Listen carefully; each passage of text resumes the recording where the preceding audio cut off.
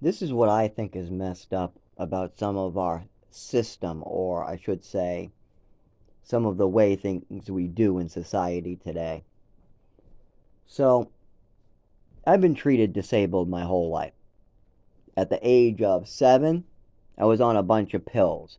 In the orphanage, I was on pills. I was being told I have all these disabilities.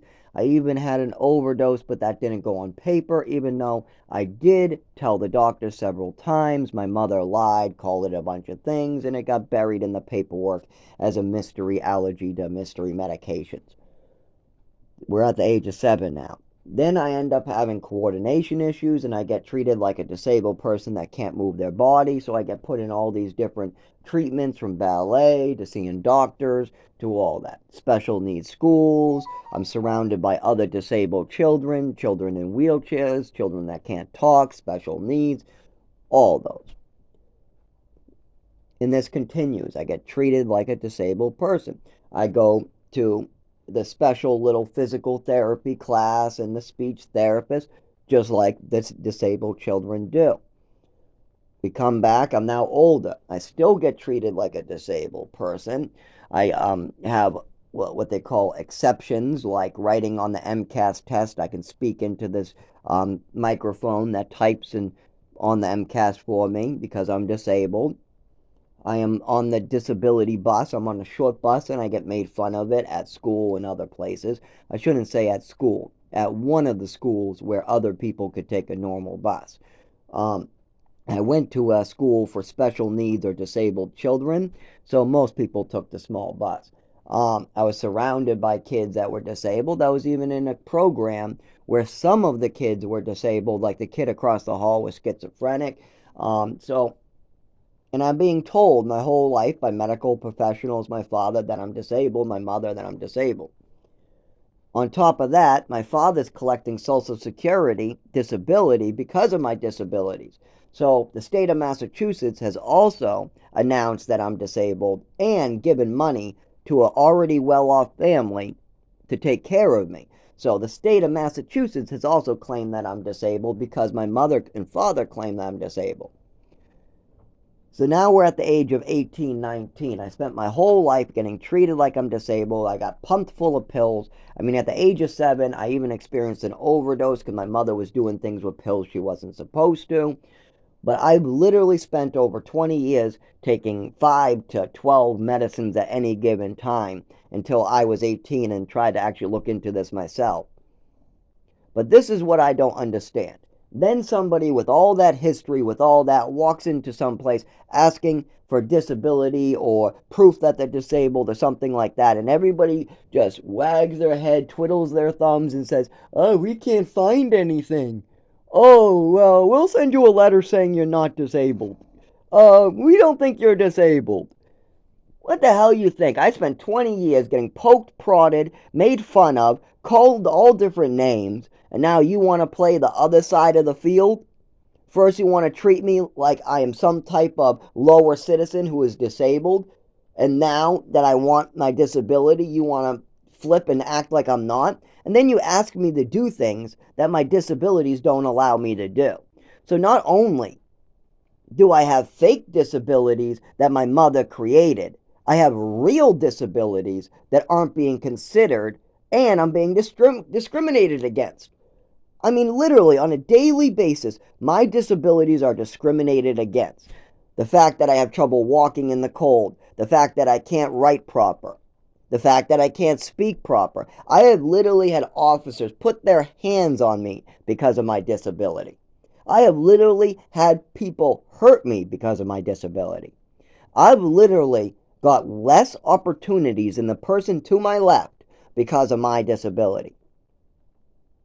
And then people want to act when I ask for help like I am not disabled. First, they want to treat me like I'm disabled. Now they want me to be not disabled.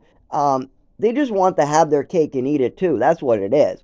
Nobody wants to give up the cake. That's what it is. They treat me like I'm disabled for so long.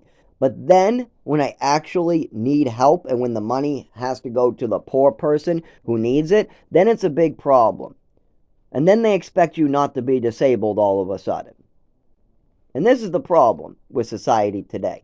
We are literally expecting people who are mentally disabled or mentally retarded or people with no legs, no arms, we're expecting them to do all this on their own. We're expecting a guy with no legs to walk up flight of stairs and get to places they can't get to. We're expecting people who can't write or read to write or read and fill out paperwork, like literally. People who say they can't write or read have had that on their paperwork as their disability for 25 years are being told to fill out paperwork and write or read. So people who have a disability that prevents them from writing and reading are getting denied Social Security because they're getting sent paperwork that's preventing them from writing and reading because they can't fill it out. Not just that, a lot of these people have been postponed for years. And because they're disabled, they're living on the streets. And once when they get on the streets or the shelter doesn't let them use an address, Social Security will try to mail them a letter. And when you tell them that you can't get the letter because you're living at the shelter or someplace, then they deny you because you don't have an address. So Social Security will literally postpone things until you're homeless. That way they can deny you altogether. So they have all these little tricks to make sure that they do not have to actually give the money where it's supposed to go. So the next time you're paying your taxes or your money comes out of your salary and you think that that's going to the disabled people to help them or something like that, not all the time. Usually it's the disabled people that come from good, well-off families, families that can afford attorneys, families that can get the attorneys to push back, because a lot of these government agencies don't have the money to fight an attorney. So as soon as you get an attorney, you get your Social Security right away, if you need it or not. That's how one of my girlfriends, who isn't as severely disabled as me, she doesn't need Social Security, but her mind was all twisted and whacked by the state of Massachusetts, and her family just spent a lot of money to get it for her. That's it. It wasn't like the doctors had any real reason to give it to her. No, they just put a bunch of mental stuff down, and then they hired a really good attorney, and they got their Social Security. And that's part of the problem in society today. We make it so disabled people aren't able to get their Social Security, and well-off people who do have the intelligence to fill out the paperwork or walk or drive, they get the Social Security. So the guy who can drive, read, write, and has a well-off family, he gets Social Security. But the guy who's been disabled his whole life, that can't read, can't write, can't drive, he gets told to read, write, drive, and if he can't, then he isn't going to get it. That's exactly the society we live in. We're telling people who have the disability that they can't read, write, or drive, that they can't collect Social Security because they haven't driven to this office, that they haven't filled out paperwork that's on their table, that they don't know how to read or write. That's the whole process that we're using today.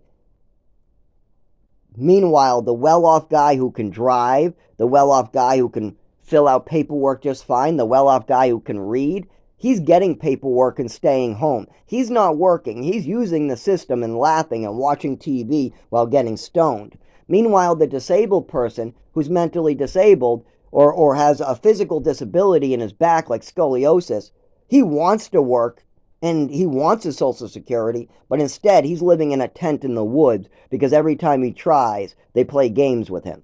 And I think this is wrong.